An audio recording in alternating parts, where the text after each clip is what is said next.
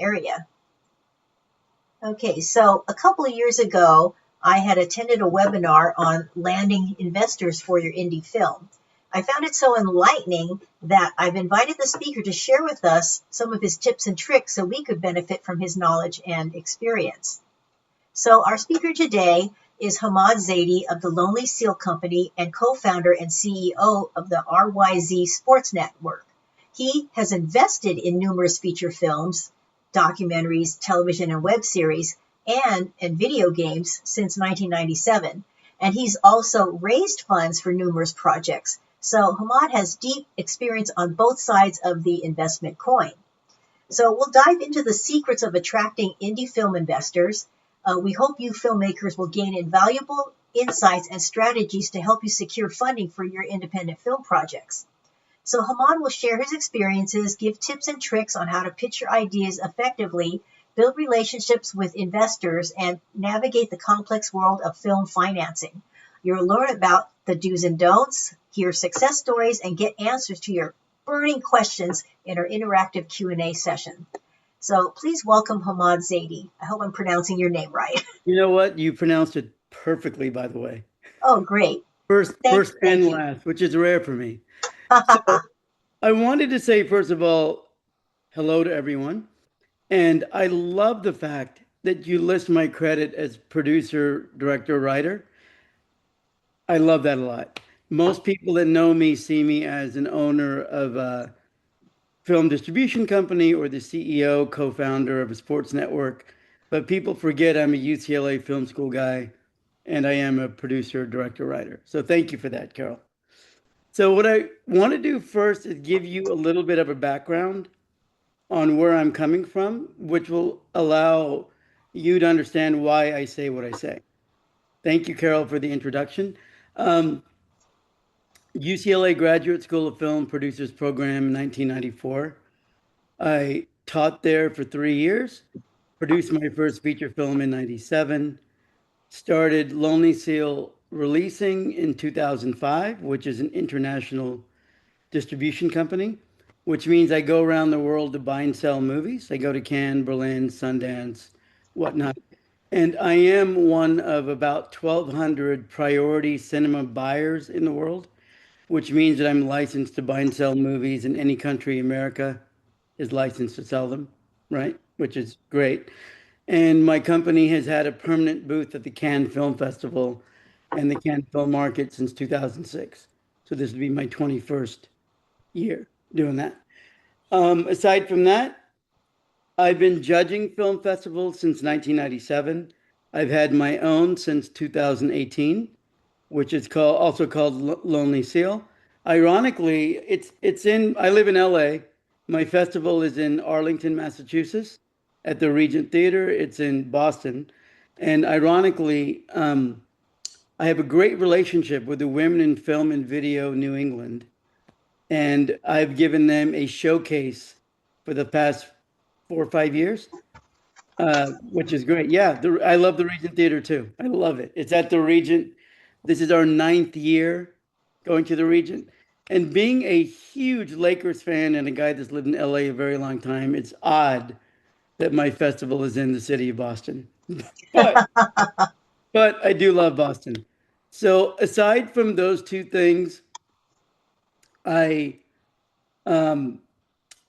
let's see, the Rise Sports Network, which only started in November of 2024. It's spelled RYZ, but it's pronounced Rise. And we've exploded. It's crazy how much. Our first valuation was $10 million in October of 2024. Our most recent valuation is $250 million. So it's been a crazy time. We're on every major platform in the United States. It's a streaming network. So we're on Samsung TV Plus, Roku, Amazon, all of them, right? Quite a few, 17 overall. So we're doing that. And the last thing I wanted to jump in and tell you about, because of the success of Rise, all the investors that chose not to invest in it when I was starting it, they all called me the last 2, 3 months and they said, we're kicking ourselves for not getting into this early. What else do you have? So because of that, this week I started two new entities. One is a film fund that will fund movies and or acquisitions for sporting events. And the other one is going to be a vertical film company. Do you know, does everyone know what vertical is? It's, Yeah, I'll talk about it later, but like this. it's a $10 billion industry in Asia right now that's coming to America this year. So we're trying to get it on the ground floor of that. So my point is, I've been a producer that's raised money, and I've been an investor that's invested directly into movies. 29 video games, a lot of indie films, a lot of TV series and whatnot. So I've been on both sides of it, like Carol was saying. Therefore, my opinions are not from what I've read or heard, it's from what I've been through. Overall, it's been very good, some bad, some not so good. But I'm here to help. Let's start by saying my intention is to help you with your career. That's my only intention. At the end of this, I hope I give you some insight that will allow you to raise money. And it's not only what you do, but it's also what you choose not to do that gets you into the right place when it comes to film financing. So, if you don't mind, Carol, can I just start with the most important piece of this entire talk first? Sure, sure. The most important piece, and this is if you forget everything else I say, this is the most important piece. Film investors do not need money. Film investors have money, which is why they're film investors. And I say that because the only industry more difficult to earn money on than film is the restaurant industry, where there's a 98%, failure rate. So film industry is very, very difficult to earn money in. Therefore, it's probably the wrong approach to go tell people that if they invest in your indie movie, they're going to make money, because by and large, they probably won't. It's much smarter to find people that need a tax write-off. It's much smarter. Most of the projects that I've funded in the past, including Rise to some extent. Now, Rise, because it's sports and live sports is hot right now, and it's broadcast and it's on all the major platforms. That was a little bit easier, a little bit. But if somebody comes to me and says, "Hey, Hammad, I've got this great little movie. You're going to make 800% in 2 years," I'm not going to pay attention. But many times, filmmakers have come to me and said, "This is a super important piece. This is why I believe it's important." They pitch it to me and they say, "How much of a write-off do you need this year?" Right? And after I laugh, I think about it. And there's a reason for that, which I'll explain right now. If you're not aware, there's two tax codes in America that are really beneficial for filmmakers. They're both IRS federal tax codes. I don't know if Trump's taken them out yet, but from what I understand, they're still there. It's tax code 181 and 168. And this, don't worry, I'll explain them very easily. Tax code 181 means that the investor can take 100% of their investment as a write-off in the same year of production. That means that if you've got a $500,000 project and somebody wants to give you $100,000, they can write you the check, wire you the money, and as long as you start filming even one frame of that film by the end of that year, they get a 100% write-off on their taxes, right? So the beauty of it is if your film does incredibly well, they have to pay taxes in 2 or 3 years and they're going to be okay with it because they made a lot of money. But if your film doesn't, they get their write-off right away. You get your money for your film and you move on. Now, the rule with 181 is it's capped at $15 million for a budget, and 75% of it has to be shot in the United States, which means you can still shoot a quarter of it outside of the United States. And there's no minimum investment, right? For television, that's for features. For TV, you can film up to 44 episodes under 181 per project. Not for the whole year, but per project. So that's tax code 181. Tax code 168 is the opposite. What that code says is investors can get a 100% write off in the year of distribution, not the year of production, right? So it's beautiful to know the difference about 168 and 181. In tax code 168, there's no cap. You can have a $100 million project, there's no cap, right? So it's beautiful to offer this to your investor and say, look, if you've got $10,000, $5,000, $50,000 that you're okay with donating essentially, because they're not donating, it's still a risk investment, but you're giving them a write-off up front, so they're not expecting the money back, right? That way it takes pressure off of you as a filmmaker because you don't have somebody chasing you, asking you how much money you're going to earn them, which is really important to know, right? And the beautiful thing is, if you couple that with tax credits that most states have, you can actually, and there's tax credits from the states, there's the tax write-offs from the IRS, and um, and there's also a third thing where tax credit, tax write-offs, and you can sell some of your tax credits. You can actually, if you get a tax credit from a state that you don't need to use, you can actually sell it at a 15 or 20% discount, pull the money out right away and use it for your production immediately, and let the person that bought it cash in on it when you're done. So there's many ways to do it. And I don't want this to be a super financially driven technical talk. I'd really like to help, specific questions. So now that we're in 7 or 8 minutes of this, Carol, would you like to open it up to some specific questions so we can Um, make this yeah, I conversation? think Darlene's going to take over the Q&A part. So, Darlene, would you mind Great. sharing Nope. how this is going to work?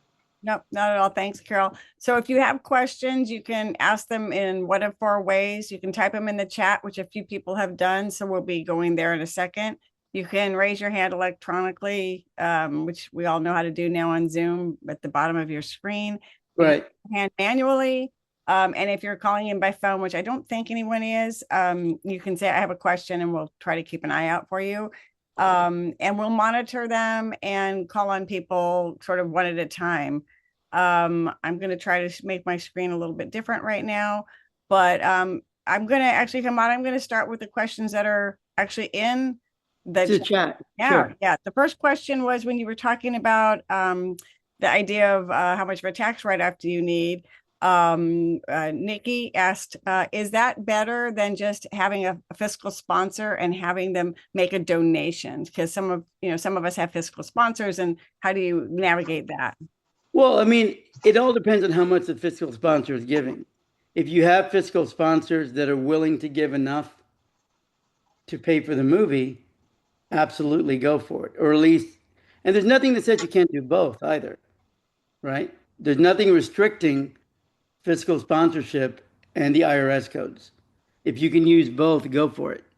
How much do investors get back when they write off? Um, that's a great question from Tina. But if you invest 100,000, you're getting a $100,000 write-off. You're getting the entire thing written off right away on that year's taxes.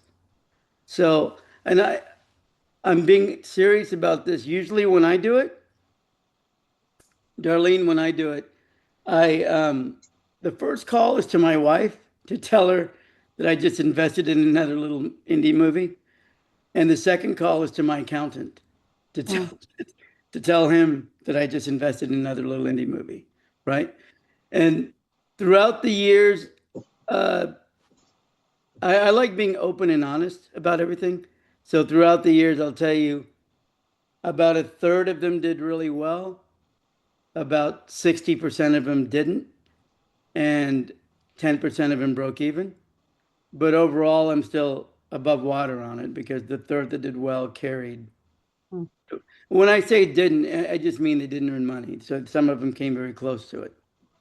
Very close. So, Mike, can I go back for a second because there was a clarifying question? I'm not sure if you kind of hit this already, so tell us if you did. So, when we were commenting, or the question came up about a fiscal sponsor, some of us have 501c3 status through another organization that Oh, sure. makes donations. Is that changed the answer at all? I kind of lost track of that one. You know, my question would be, I don't know. My answer would be, I don't know. But my question would be, if the project is a 501(c), then I don't think you can have investors at all, right? Okay. So the question is, if a 501(c) can invest in part of a project, that would be interesting to find out if that's possible. Okay. Good. Like, That's I, fair. I does have, that make sense? I Nikki, just, yeah, I know about that because I have a LLC and and I work with a fiscal sponsor under 501c3. And the way they do that is people contribute to the 501c3 as long as the project is in line with their mission of what they're doing. And then they make a donation or they make a gift to the LLC as a gift. So that's been what I've been doing, and I hope it's legal. I think it is. Okay, and Lila mentioned that Section 181 expired in 2025. I will have to look into that since we're only 3 months into 2026. But mm, apparently, it is something that 168, I believe, is still open. But even if it expired, usually it's something that the IRS brings back a lot. So it should be back into place soon. so I'm just going to go down the list of chat questions as they've come in. So one of the questions that came in was, do I need to be incorporated to offer these incentives? And I think No, I think that's related to the not 501c3 fiscal sponsor, right, but right. Okay, so it's probably not a good idea to be incorporated for a movie. It's a much better idea to have an LLC, mm, a limited liability company. And if you think about it, even big companies that make 50 movies a year, each movie is generally its own LLC. So they can keep the accounting separate. And, it's called limited liability for a reason. It means you can only lose the money that was invested in the film. And if it goes south, the investors can't come after your house, your car, your 401(k) and whatnot. So I would not look into starting a C corp or an S corp for a motion picture. I would definitely only do an LLC, right? And on that note, most people do LLCs in Delaware. Because it's the best state to do them in. But what I found recently is Wyoming is also excellent. And I live in California. I love California, but it is not a good state to open a company in because it's really expensive. Really. $800 a year. Yeah, $815 a year, right? Minimum. yeah. Where Wyoming is a $99 fee to start and then like $25 a year, Oh my gosh. right? So it's much different. So if you're questioning that, do what I did 2 years ago.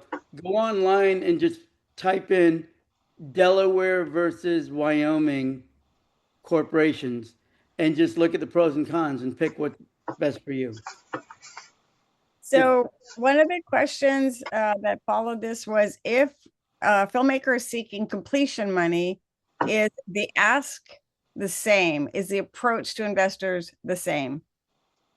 Um, no, because if you're seeking completion money, you're you're in a bad spot.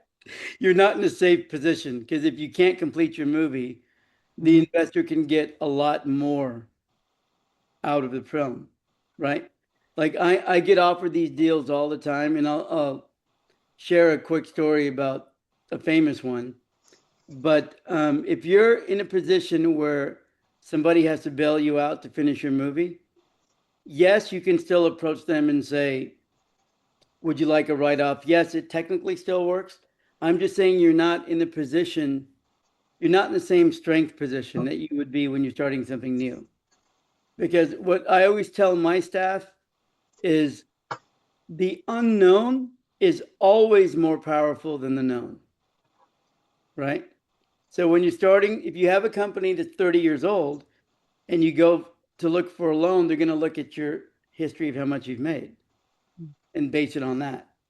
If you have a new idea and a really good deck that shows what it could make, the unknown is always more powerful than the known in that sense, right? Because you're selling what could happen. It's like stocks as opposed to what has happened, Right. if Right. that makes sense. Yep. Yep. So there's more questions, right, Darlene? Yep. Okay. The next question is, are you allowed to invest in your own projects and do a write-off? I believe so. Of course, I'll have to talk to my attorney, but yeah, I believe so. Why not? So if Right? you're making so much money that you need the write-off, Yes, absolutely. invest in your And, own. and you know what's funny is there was a company in the 90s, I think it was called Fubu, For Us, By Us, a clothing company. And they made $500 million in their first 2 years. And so they started a movie division, right? Because they had all this money and they had no idea what to do with it, right? Now, unfortunately, they lost it all. But yeah, you can. That's a perfect segue into the next question. Petra asked, is there a platform to find people that would like to get a tax write-off in the film business? Like, how do you find those investors who are seeking a tax write-off? Well, there's not a platform yet. Maybe I should build one since I'm building two this week. But there could be a platform. There is one. What's it called? Slated, right? Yeah. Slated is a platform where you put your projects on there, and you include your attachments, and you offer. I think it's slated.com, where you offer your attachments and you say, this is what you're offering, this is what your movie's worth. Now, also, Darlene, before we go to the next question, can I just give a really quick rundown on what an investor looks for? Please do. That'd be very helpful. Right. So I get about, and I don't pretend to be a big studio, but I still get about 12 to 20 decks a month. Right. And it's rare that I read them. I look at them. It's rare that I go through all of them. And here's why. There's certain things that will turn me off immediately, right? Number one, the first thing an investor looks at is how much money you want. The second thing they look at is how much money you claim that you're going to give them back and when. But the third thing they look at, and this is really important, is how much you're paying yourself. And I'm telling you, that is a big deal because I see a project that says, I'm looking for $1.4 million, Hammad, and then it says director, 300,000, producer, 300,000, right? Writer, 200,000. And then I realize that they're all the same person, right? And then I call them and they say, wait a minute, you want to pay yourself $800,000 on a $1.4 million project, right? And instead of getting mad, I just say, okay, can you please show me canceled checks on where you got paid anywhere close to that amount on a previous project? And usually they say, no, we haven't. This is our first, but this is what I believe it's worth. And that brings me to the point that you could be worth an Oscar, you could be worth millions of dollars, but you're only worth what the industry says you're worth in the beginning, right?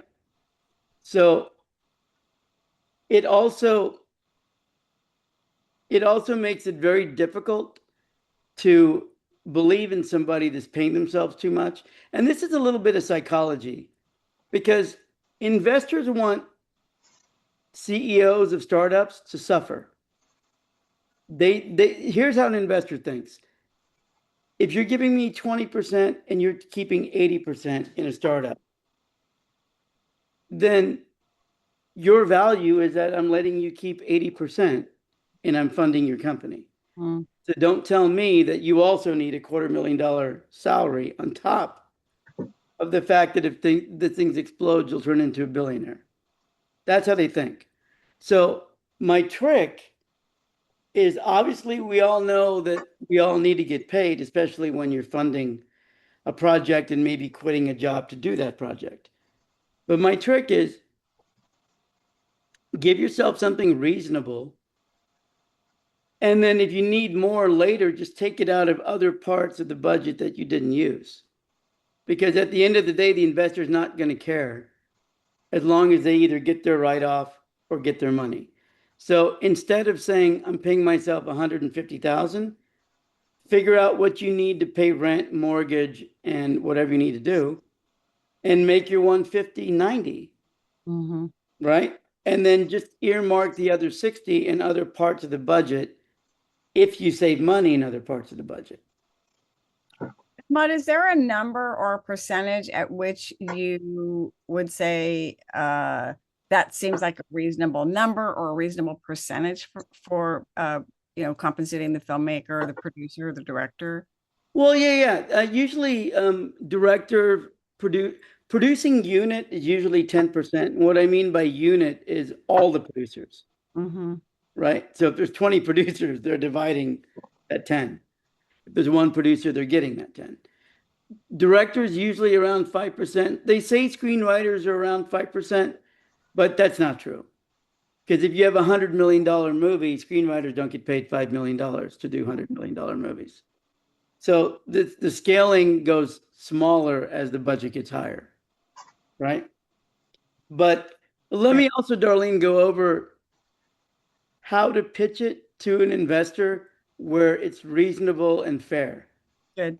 So generally speaking, when an investor pays for a movie, when I mean investor, I don't mean one, I mean the entire investment group.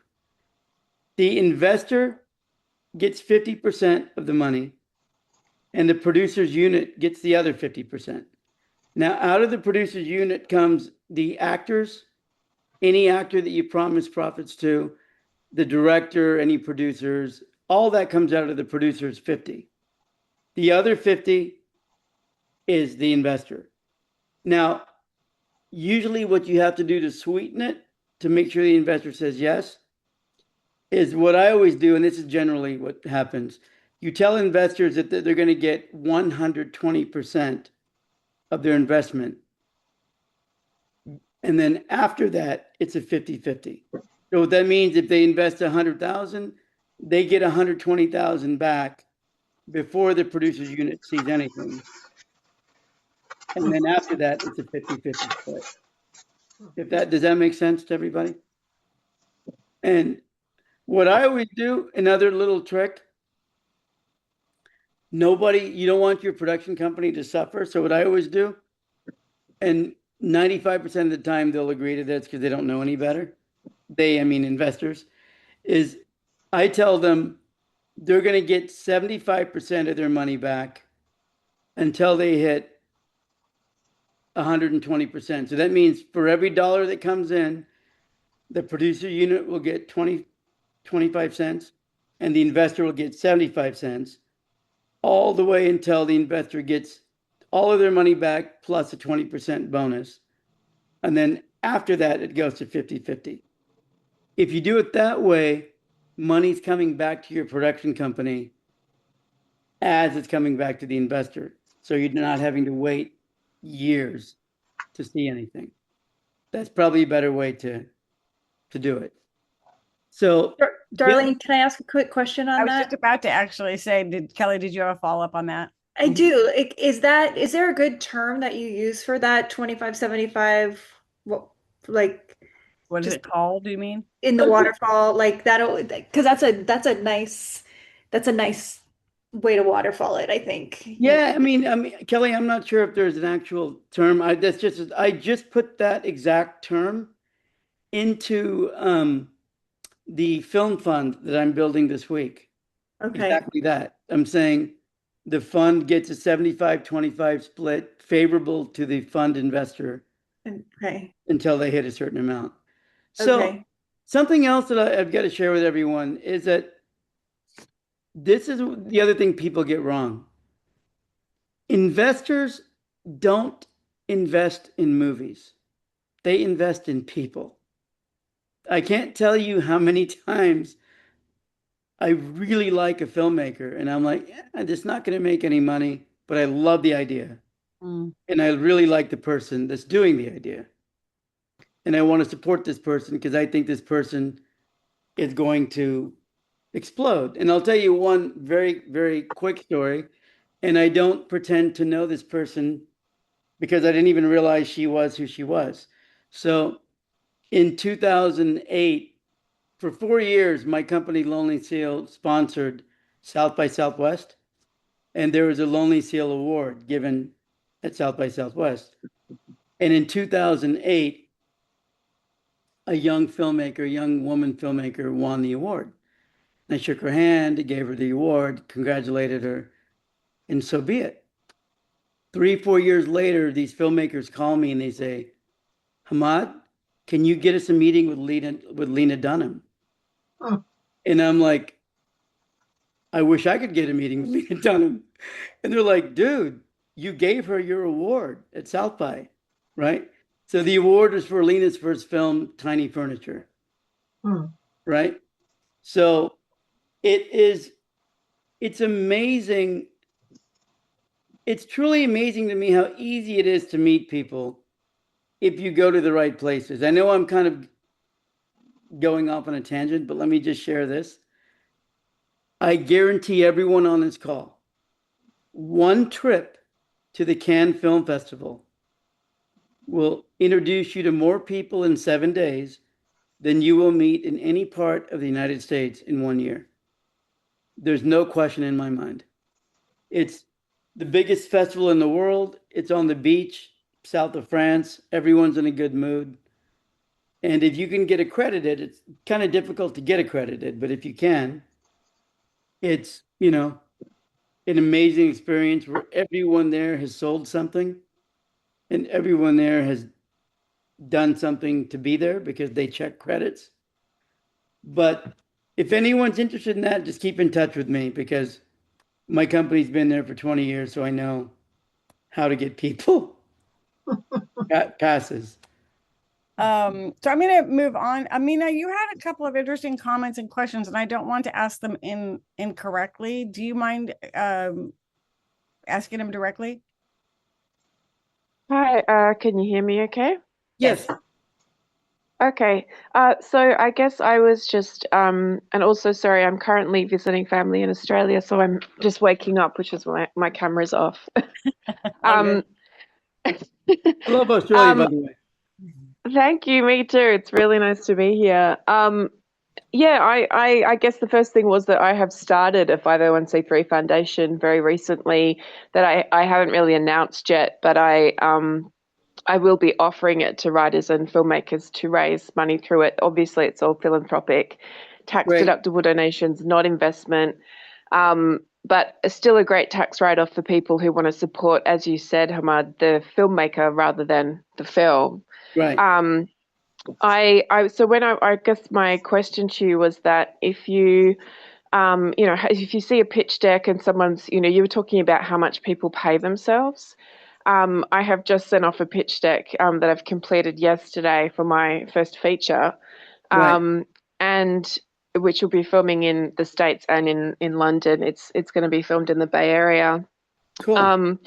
And I as a writer, because I'm raising development money and we're still in script development, I put to pay myself the WGA minimum Sure. for the rewrites. I'm one of the producers on the project. I'm a director. I'm doing a lot of stuff in development, but I haven't put to pay myself anything for that. Do you think that's reasonable to pay yourself the WGA or DGA minimum? It is, but it's also reasonable to pay yourself for the other things too. Okay. Because it's Yeah. really important because, uh, one very quick example, in 2002, I was hired to write, produce, and direct a 9/11 spot for the 1 year anniversary of September 11th. And it Hmm. was endorsed by the White House. It was paid for by Disney and Verizon. And it was released by Regal Cinemas to 5,000 theaters on Labor Day weekend 2002, the 1 year anniversary of 9/11. And I made $0. My assistant did well and the crew did well because Hmm. I was so thrilled to be chosen to do it that I thought, you know what? I'll just put it together. It's a great career building piece, which it was. And to this day, everyone else got paid but me. And looking back, Mm. there's overages, and I wanted to make sure it got done, Mm. right? Because if we were on such a time crunch to hit that Yeah. deadline, or it wouldn't be released in time. So don't be unrealistic, but absolutely pay yourself. You should, right? Yeah, yeah, because I have done that a lot where I've made sure everyone on my team was paid and I wasn't just because I wanted to get it done. And I don't want to do that anymore. Well, I'll I tell you, also, obviously, I'm just going to be completely shameless and say that I would love to be in touch with you. And how do we contact you? oh no, I'll tell you right now, I will give, well, if this is going to be broadcast, then I won't give my number, but Carol, my phone number is available to anybody on this. And Okay. and then Hmm. my email, Hammad, which is Hammad, two M's, at rise, no, I'm sorry, that's at lonelyseal.com. That's an easy one. So Hammad at lonelyseal.com, lonelyseal.com. And then, Thank you so much for yeah, being here. I would love to help. And before I forget, because I do a women in film showcase at my festival in Boston, I would be, I'd love to offer a big 50% discount on if anyone wants to apply. I think the applications end in mid-April for this year's festival. And if that's the case, I will give it, what I'll have to do is I'll have to create a code and then I'll provide Carol or Darlene with the code and they can send it out, right? So you can go to Film Freeway and apply at a 50% discount. Thank you for that, Hammad. Thank you. What's the name of the festival? What's that? What's the name of your festival? Oh, it's called Lonely Seal. So if you go to Film Freeway and just put in Lonely Seal, it'll come up. What I'm super proud of is we've only had 8 of them. This is going to be our 9th. We already have 191 5-star reviews, which puts us into the top 1.5% of all festivals out of 14,000, which is awesome, That's right? awesome. So filmmakers like us, we're very because the other thing I think everyone knows on Film Freeway, you can't fake those reviews. The reviews only come from screenwriters or filmmakers that played your festival. Mhm. It's not like Amazon where you can have all your friends go in. But I really want to help. Can I dive before we go to a few more questions? Can Yep, I dive in? sure can.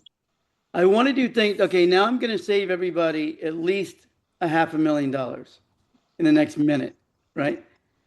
So do not, under any circumstances, put the year of your project onto IMDb when you're in development. It will absolutely kill you. And here's how you get around it. And I'll tell you why, but here's how you get around it. When you're doing a new project on IMDb, it asks for the year. And if you don't put the year in, it won't let you complete the project. So here's the trick: parentheses, 4 question marks, end parentheses. Hmm. So parentheses, 4 question marks, end parentheses. Hit save, and your project will appear without the year, which is so important. And you know why it's important?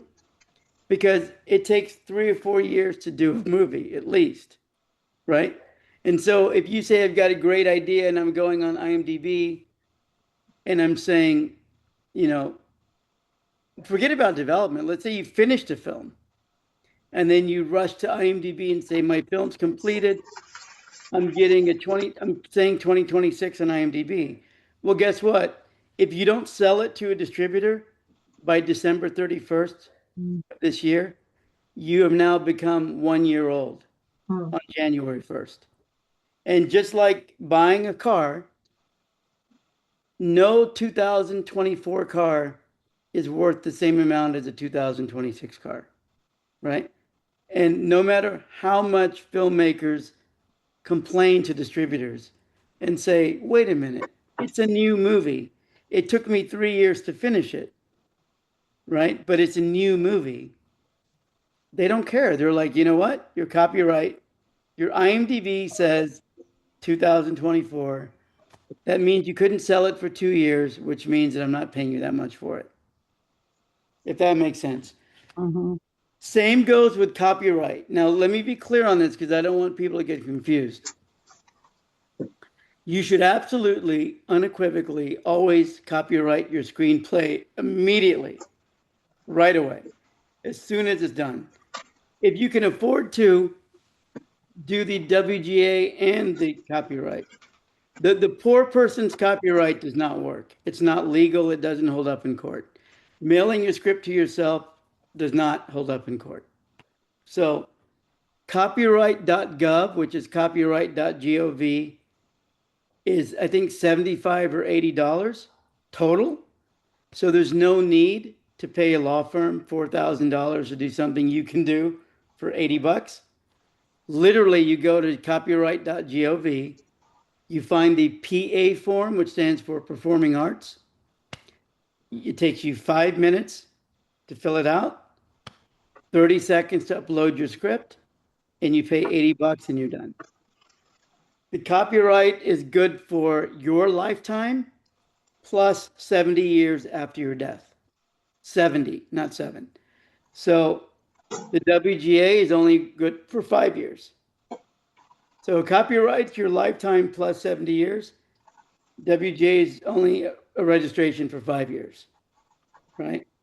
So copyright your screenplay immediately, but don't necessarily copyright your finished film until you sell it. For the same reason I said before. Because really, who's going to steal your finished movie? Unless you've got it out there online, which you shouldn't do if you're trying to sell it. Right? So what I would do is copyright the movie. You can do two things. Copyright the movie right when your distributor says, I'm going to buy this movie. Then you do it that year.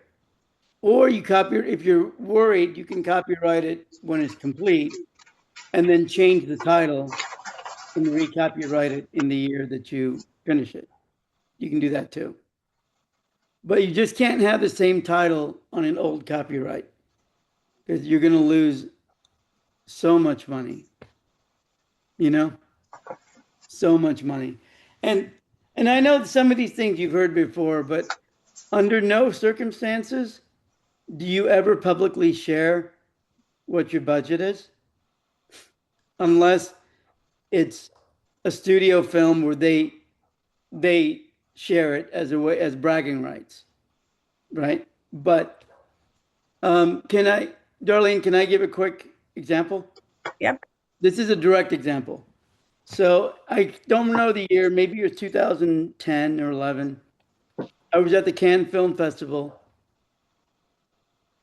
and somebody sent me this tiny movie that I had no interest in seeing because it was so small that there's no way I could sell it. But my assistant kept telling me, dude, you got to watch this. So I watched it and it was brilliant. It made me laugh really hard. So I called the filmmakers who were in California and I said, you know, I'm already at Cannes. Let's sign a deal where I can sell it because I think I can sell this. Right. I told them, don't tell any, I asked them how much money did how much money did it cost you? I only want you to tell me because I need to know what I need to make you because I'm your distributor, right? And they told me that it was $18,000. And so I said, all right, don't say a word to anyone. Don't go on Facebook. I don't think there was Instagram back then, but don't go on Facebook. Don't mention anything. And I didn't hear from them for 2 days because they were in LA. 2 days later, I showed it to some buyers and we had a very substantial offer for it. Right. So I called the filmmakers back and I said, you have an offer. You're getting offered $250,000 this for your movie. Don't say a word on social media until the deal's completely done. And they told me to F off.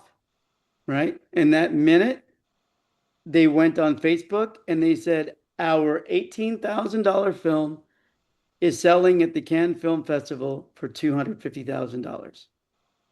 And they put it all over their social media, right? 2 days later, the distributor at Cannes that I sold it to calls me and says, dude, we've got a problem. Right? They're like, there's no way we can pay $250 for it now because now we're going to look like idiots because your filmmakers told everyone how little they made it for. So they said, your offer is now $25,000, not $250. And the filmmakers turned it down and they never sold the movie. Right? So it's a weird game. And I mean, hindsight's always 2020, but you don't want to. When I was starting in the 90s, when I got out of UCLA, it was a big deal to brag about how little you made a movie for. You know, like I think in 99, Blair Witch Project was $30,000. El Mariachi was $7,000 that Robert Rodriguez like sold his own body for medical experimentation to get 7,000 to make El Mariachi, his first film. And my friend Richard Linklater made Slacker for like 30. Back then it was a big deal to make a movie for a small amount. Now you can make a movie for almost free on your iPhone. So it's no longer a big deal. So now it's smarter to hide the fact that it costs so little. Because what I always think is you don't want to go to people and say, look at me, look what I did for $25,000. Imagine what I could do with 2.5 million. Because that's not what investors think. They think, my God, $25,000 is my American Express bill every single month. That's not a movie, right? So this is not a person I want to put my money in because they're too small. So I know I'm all over the place. I'm just trying to think of things that really. There's two questions I want to cover before because we're almost at the time. Okay. One, a question that Lauren asked that goes back to something you talked about earlier about LLCs.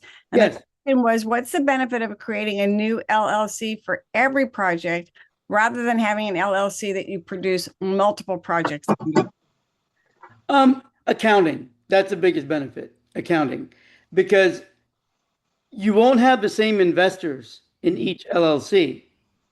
So if you keep them all over one, I think there's one, I forget the term. There is a kind of LLC where you can put multiple LLCs under that LLC, but it would be a nightmare.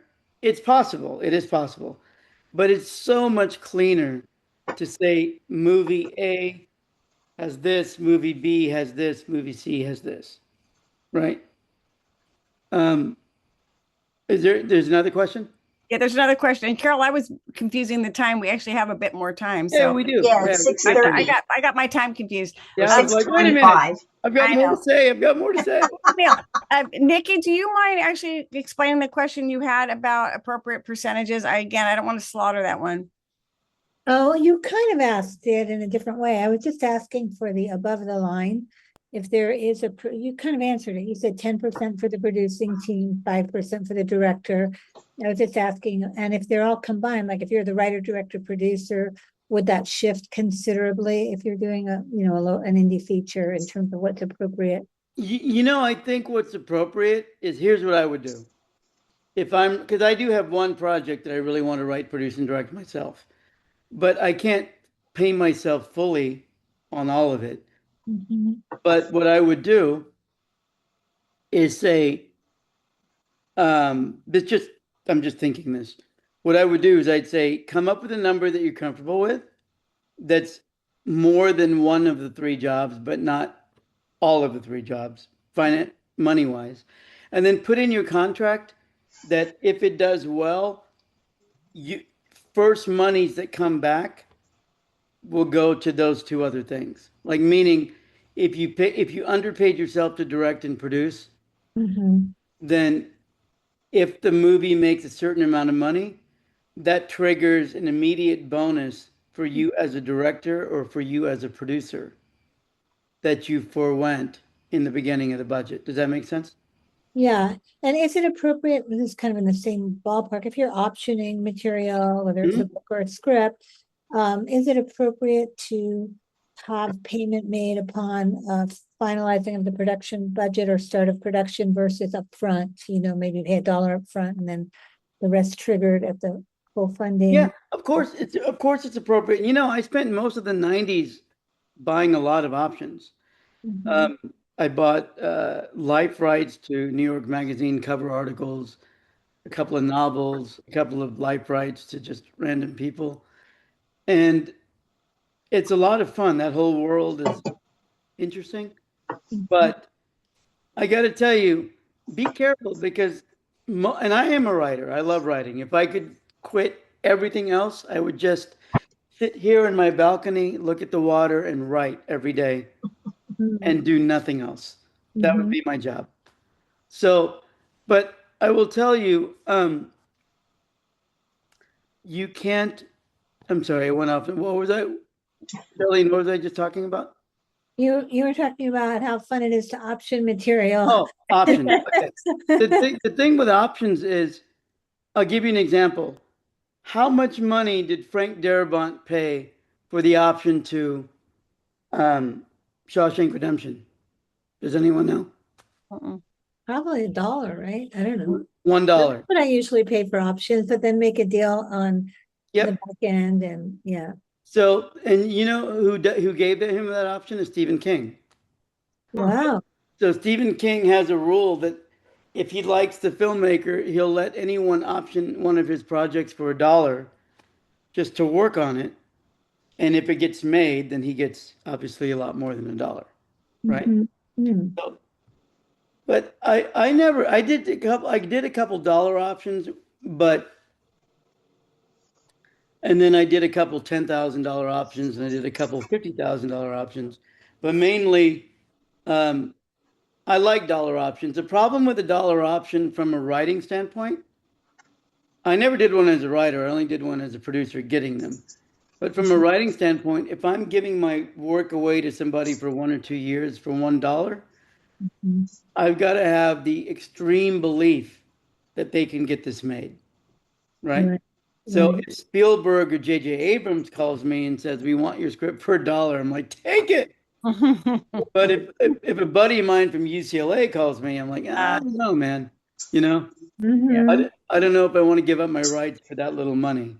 So you have to have a reason to convince these people why they should give you the project for $1. Now, one of those reasons is you're working for free and you're working to sell their movie, right?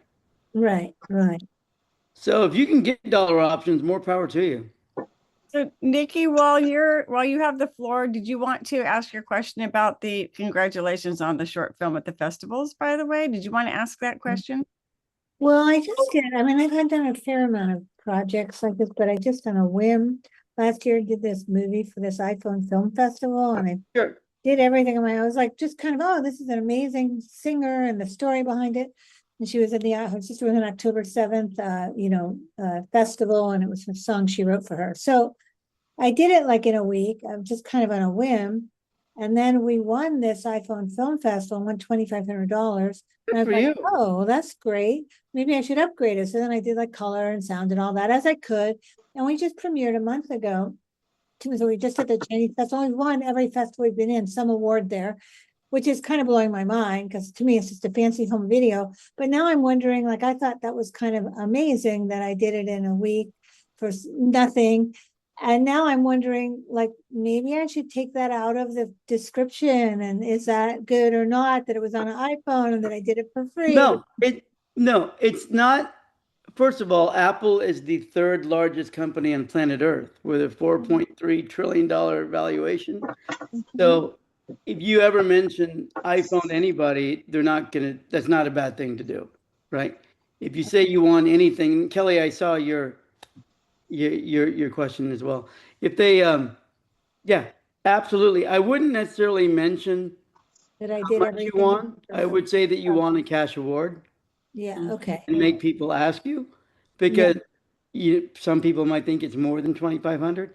And when you said you upgraded, I thought you bought a newer iPhone. That's what I would have done. No, I wish. No, I actually gave the money to I should have put it back into the project, but no, I mean, I did. I edited it on iMovie. I did it on iPhone. It was like super fast and I kind of put my thumb, but then I got a really legitimate award-winning composer and I got Good. color correction. I got sound done. Everybody just worked for free, as I could. And then we just premiered at we were at the Culver City Film Festival in the Chinese Theater here in LA. Oh, So good for you. yeah. A good friend of mine has played that festival a couple times. So I go, that's at the Howard Hughes. No, wait, Culver City's at Man's Chinese, right? Well, we were at the Chinese with the Golden State, but we were at two festivals. The first one was Culver City, and then we were Right. just at Friday. And yeah, so it was kind of, but now I'm wondering, like, maybe I shouldn't be so open about, oh, we didn't spend any money and I did it. I did I always say the most impressive thing about the movie, honestly, is that I was able to stay up for 3 consecutive nights to get it edited and then to meet the deadline. That was the most impressive thing to me. Well, But at the time that it's not a bad thing to say what the budget is on the challenges, like the $99 challenges or the $500 challenges, yeah, because it's obvious that they're all low budget. But I yeah, will tell you, no one cares about the budget. No yeah. one, no one at Okay. all. And I always tell people that, everyone should thank YouTube for screwing that for everybody, right? Mm. Because in 2000, I made my only short film. I shot it on 35 millimeter, Mhm. and it cost me $57,000. Wow, Only a 6-minute movie. that's amazing. 6 minutes, right? For Yeah, 55, 57,000. But now it costs 5,000 today, maybe yeah, seven to do it, right? yeah. So, but jumping to Kelly's I was question. just going to give Kelly the floor. Kelly, did Yeah, you go want ahead. questions? Sure. Thank you so much for being here. I appreciate it. I'm one of the board members too for Women of Film, so appreciate you doing this for us. I actually have a couple questions. You don't Sure. have to answer the first one if you don't want to, but what type of projects do you like to invest in, or what type of projects do you look for? And then I have a follow-up. And then what budget levels do you like to work in? Okay, so let me start with reverse. The Okay. most I've invested in a single project is 1.5 million. The least I've invested in a single project is 50,000. Most of them is between 75,000 and 250,000. But many of them are through my company, like through Lonely Seal, where they come to us and we're giving finishing funds or we want to distribute something and we're, investing. So that's the general ballpark, Mhm. basically. I am a father of 2 daughters that are 14-year-old twins. So I've long had this belief that I don't want to invest in anything that I'd be embarrassed about having my name on, since I have kids. Mhm. And so I've turned down a lot of projects over the years, a lot of projects over the years, some of which went on to be very, very good projects, just because I didn't want to be associated with them. So for me, I personally love comedy. I love comedy. And I'll tell you another secret. Romantic comedy is like a four-letter word for distributors because they almost never make money. So Right. if you think about it, you can count the greatest romantic comedies of all time on two hands. There's really not that many that have made money, like financially successful. So the trick, don't call it a romantic comedy, just call it a comedy. Okay. That's what everybody does. They just say, I have a comedy about blah, blah, blah. But don't say rom-com because they'll turn off distributors because they know they don't make money. That's good to know. It's good. Yeah, it's a big deal. I will give you an example. Oh, the other thing, Kelly, I'll give you two examples. The movies that make money are never the ones that I love, right? Sure. And I'll give you, not that I dislike them, but I did it, and I won't even say the genre, but I did a film through Lonely Seal in 2008 because I really like the filmmakers a lot, so I won't give any details.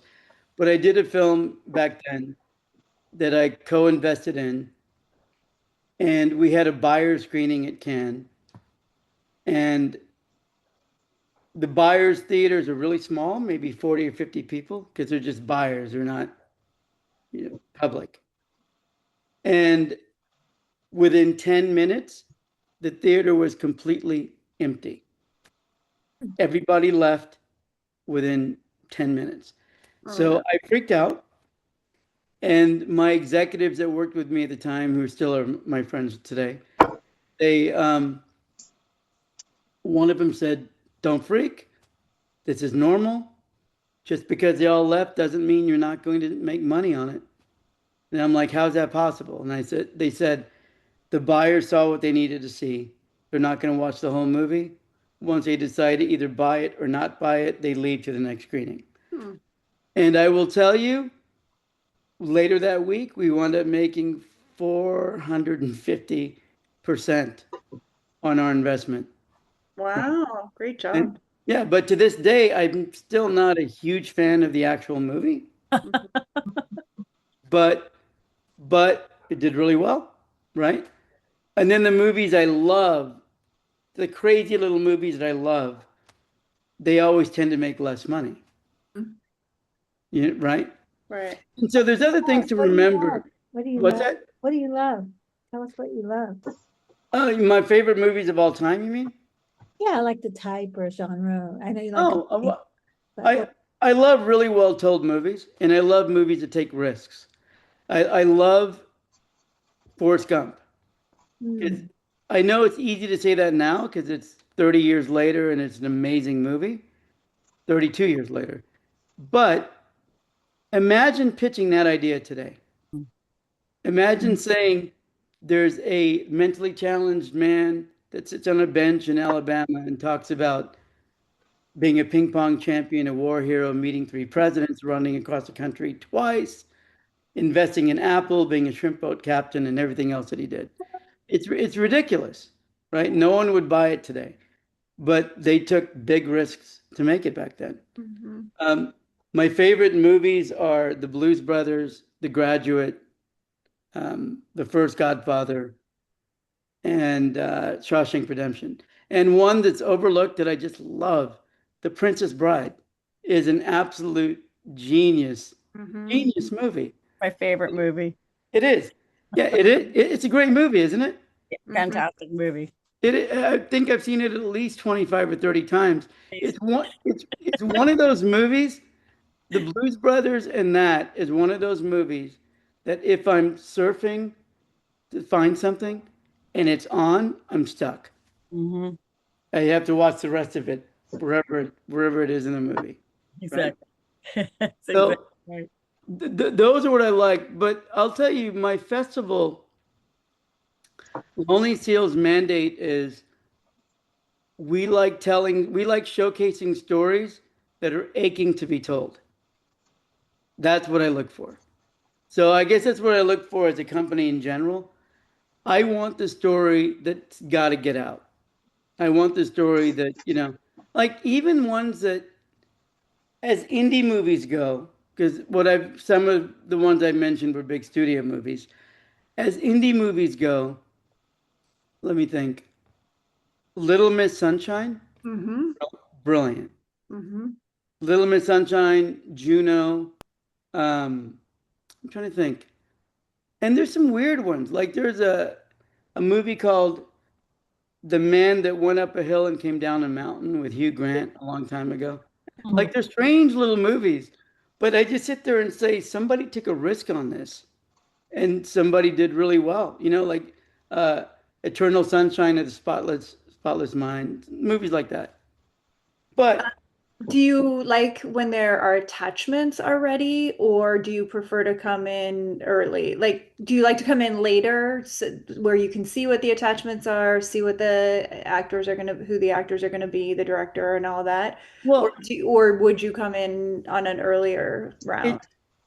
it I would probably come in if I like a project, I'll come in, Okay. right? Because attachments are not what they used to be. And Mm-hmm. that's a good thing for everyone on this call, because like it or hate it, there are no more stars in Hollywood. Mm-hmm. It's all gone. There's no more stars.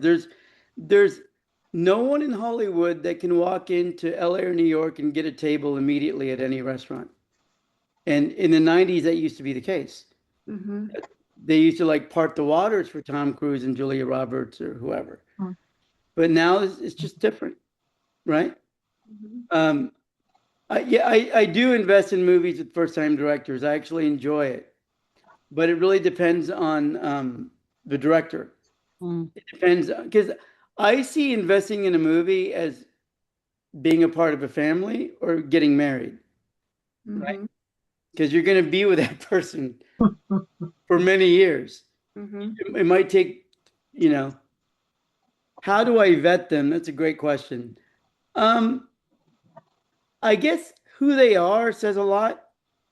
Were they Usually people don't come to me blind. People come to me, they either come to me and say that we know you went to UCLA, or we know you through Ken, or we know you through some other part of this world, right? And they usually come to me through somebody who knows me, usually. But if it's just somebody that I have no connection to, it's got to be a brilliant, like, I won't discuss it, but Carol's got a project that I think is fantastic. Mm-hmm. It is really good, and I think it should be made.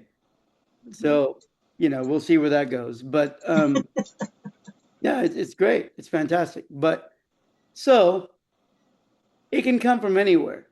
It can really come from anywhere. The vetting process is, when you meet somebody, you just know right away if you like them or not. That's mainly the vetting process. You just ask them if they like Princess Bride, then you know. Right. Right. Well, what's funny is I used to ask that. I've done a lot of guest lecture. I used to teach at UCLA like 100 years ago. But since then, I taught at Chapman and San Diego State for guest lecture there for a long time. But these days, I'm on the board. If anyone's looking at graduate school, I would first obviously recommend UCLA, my alma mater, because it's incredible. But also, I'm on the board of LMU's brand new master's program that Loyola Marymount in Los Angeles. It's called MELM, MELM, and it's a marriage between the film school and the business school. So it's a combined MBA, MFA type of master's. So if anyone's interested in that, feel free to reach out and I'll get you information on that. Cool. Faye had a question, and it was actually a question running through my head too. Faye, do you want to ask it? Sure.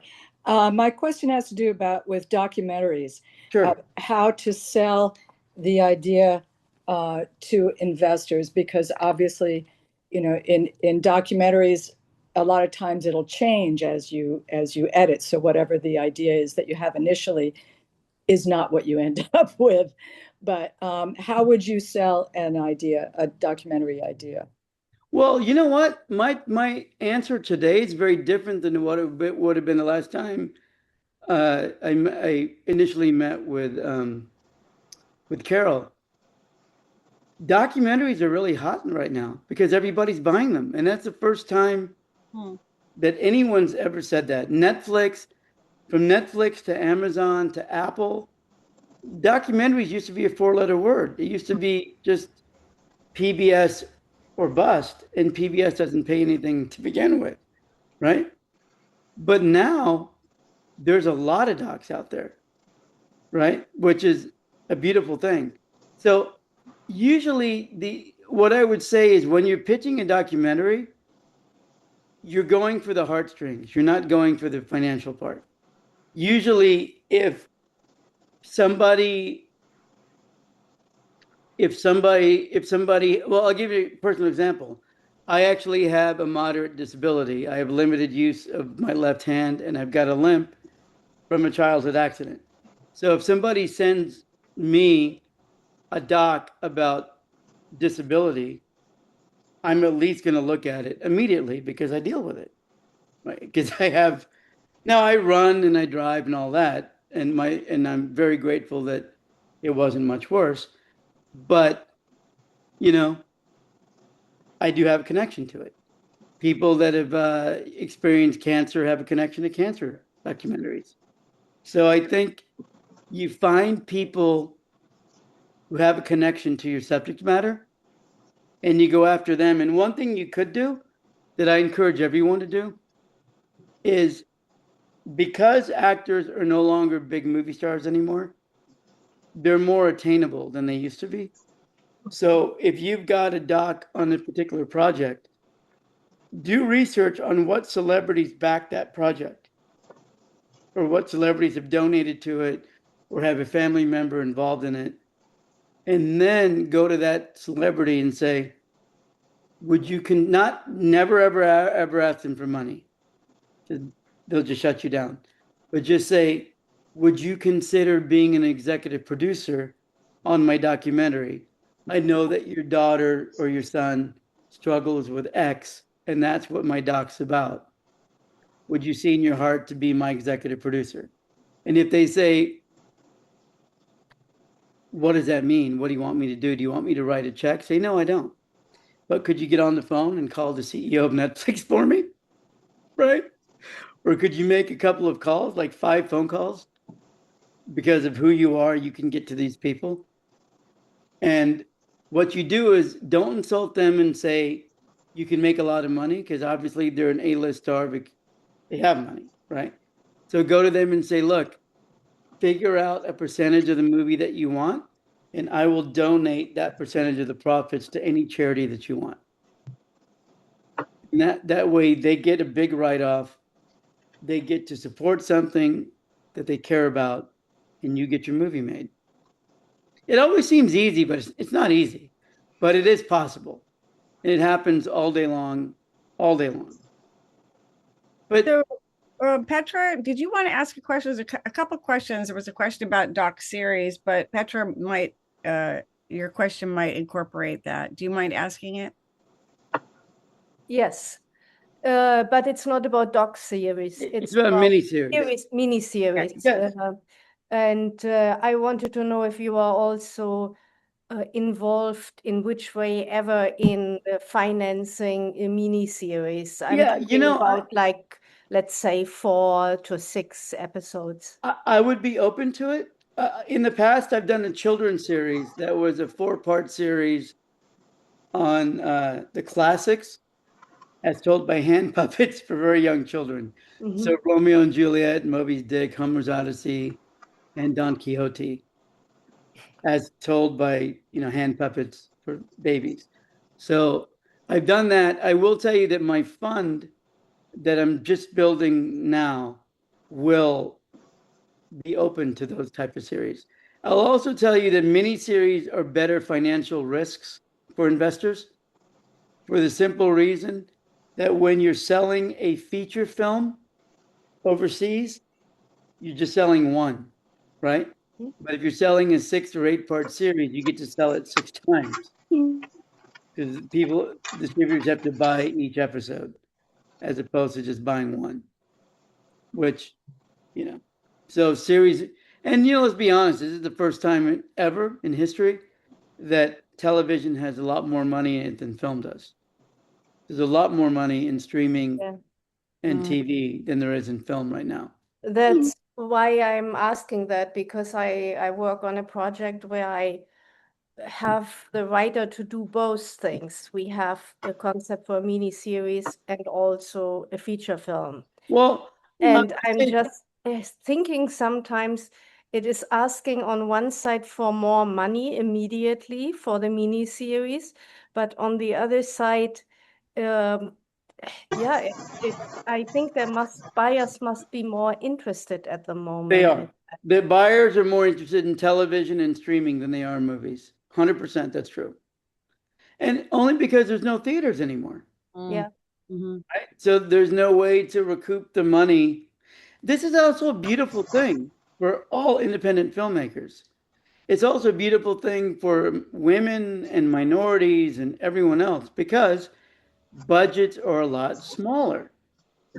There's a lot fewer people that are making $300 million tentpole studio films.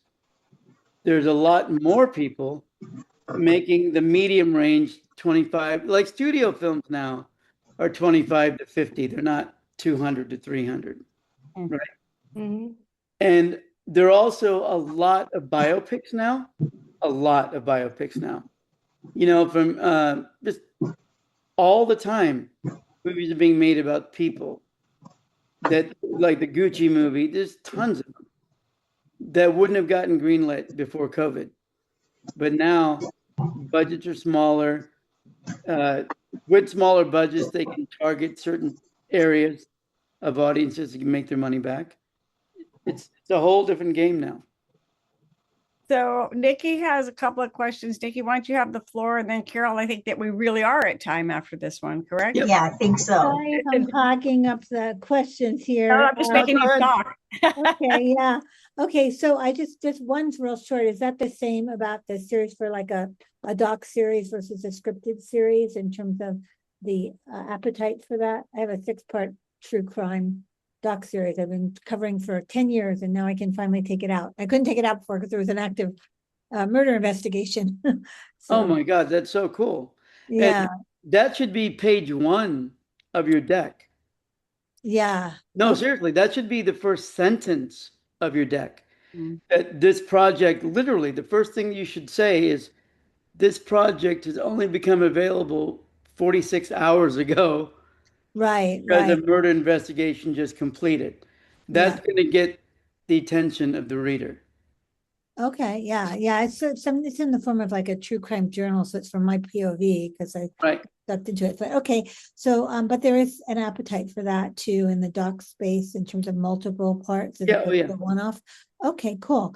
And then the other thing is if you're pitching a drama series, a scripted series, what is a cutoff point, do you think, budget-wise, where you should be going and pitching to a network and try to get a showrunner attached versus getting financing and doing it independently? Okay, what a great question.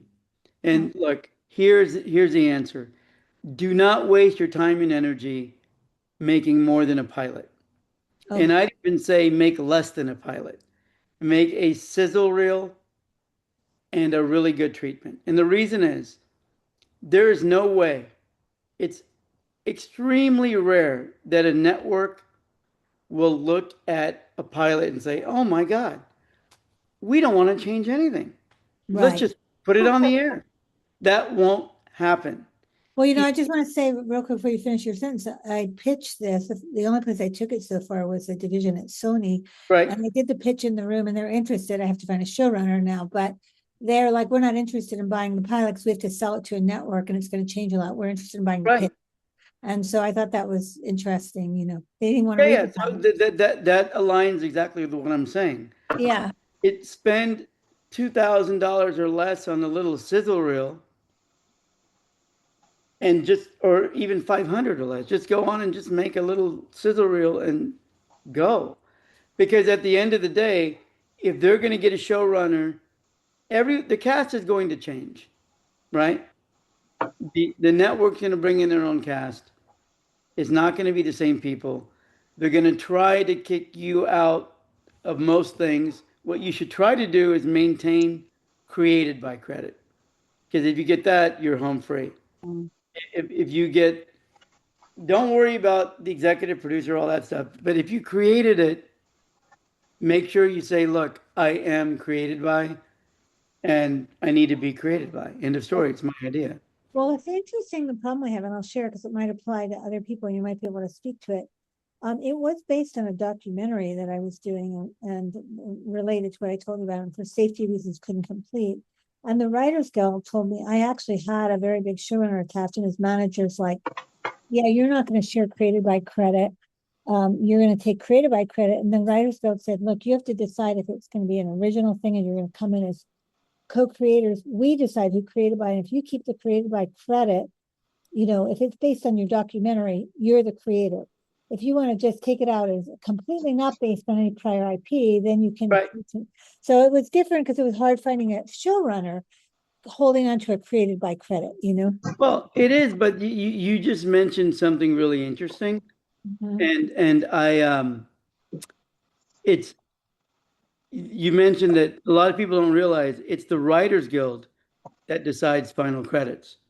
It's not you or your partners, right? So the Writers Guild decides who gets what. If there's any dispute, it goes to them. But, you know, I know we have 2 minutes before we wrap up. I'd love to share one story, if I can do it quickly. Can I do that real quick? Very quickly. Okay. In the well, I'll just tell you the short version. In the 90s, I was offered to help finance the completion of a movie, which I chose not to do. But a friend of mine's movie. The movie got into Sundance. It was called Confederate States of America. It was about what if the South won. From that point, oh, by the way, Kevin Wilmot got Spike Lee to executive produce it, and he got Spike Lee to complete it. From that point, Spike helped Kevin for 20 years with executive producing his movies, none of which were financially successful, all of which were awesome little indie movies. And then, long story short, to end it, Spike Lee calls Kevin one day and says, hey, man, I want you to write something with me. And the end of that story is they wrote Black Klansman and they won the Oscar together a couple of years ago, as 4 or 5 years ago, as writer. Yeah. But listen, I would love to keep in touch with whoever wants to keep in touch. I'd love to help in any way I can.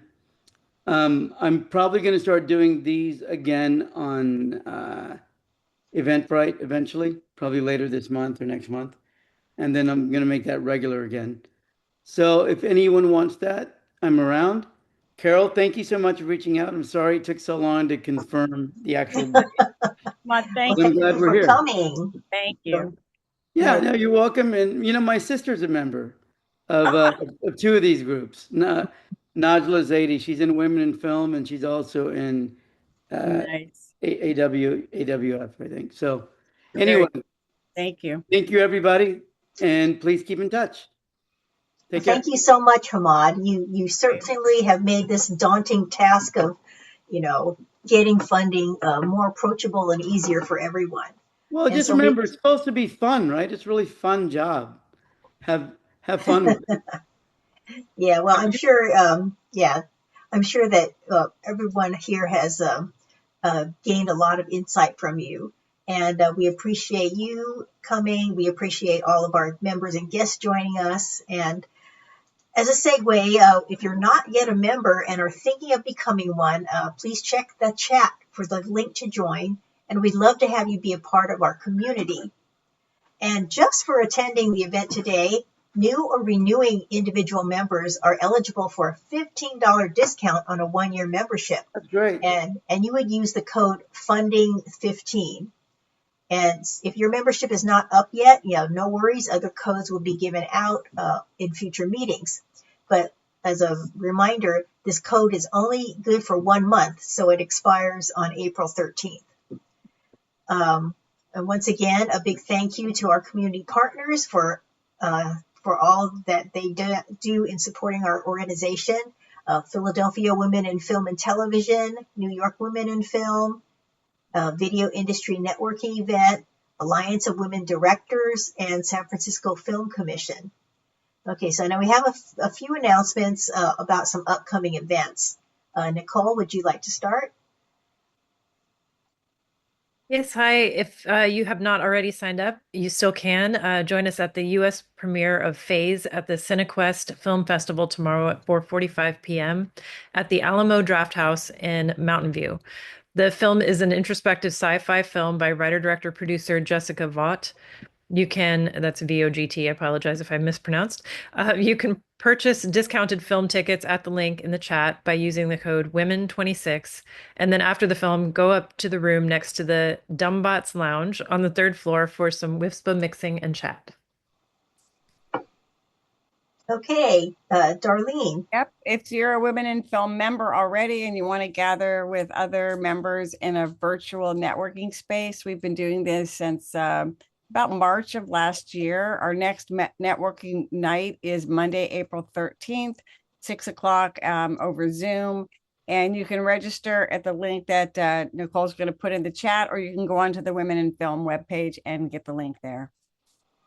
Okay, and as a reminder, we will host our next monthly script incubator over Zoom on Monday, April 20th. And if you'd like to get your script read or act in the table read, please contact me at the email address that will be put in the chat. Great. Yep. And then Julie Rubio, who is our president, is doing a special talk and Q&A session about her feature documentary on Tamara de Lampica. That's on Saturday, April 25th at 11 o'clock. And she's offering for 48 hours before the event. You can watch it from home for only $10 and then bring your questions to her. We know that it's a very inspirational film, and it will be an inspirational event. Julie has some great stories about how she was able to raise money for the film, how she decided to self-distribute extremely successfully, and she'll talk about that and more. And also in April, we'll be hosting a panel focused on women directors of color. Date and time to be determined on that one, but registration will open later this month if you keep an eye out on wifspa.org on our events page. Okay, and if you are interested in connecting with members in your area, we now have monthly local meetups happening in San Francisco and Oakland. And so if you want more information, go to our website and open the Programs tab. The link is also in the chat.